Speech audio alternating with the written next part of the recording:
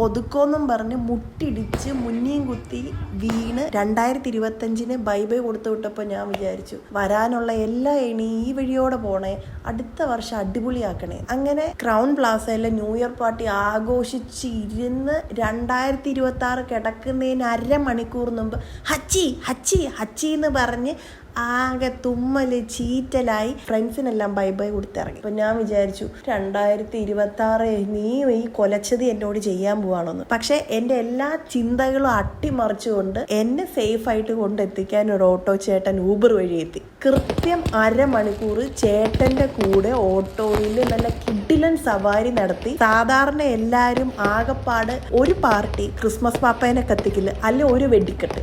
ഞാൻ ഇത് മൂന്ന് സ്പോട്ടിൽ കണ്ട് അടിച്ച് പൊളിച്ച് തിരിച്ച് വീട്ടിലെത്തി. അപ്പം ശരിക്കും പറഞ്ഞാൽ എല്ലാരെക്കാളും ലക്കി ഞാനല്ലേ.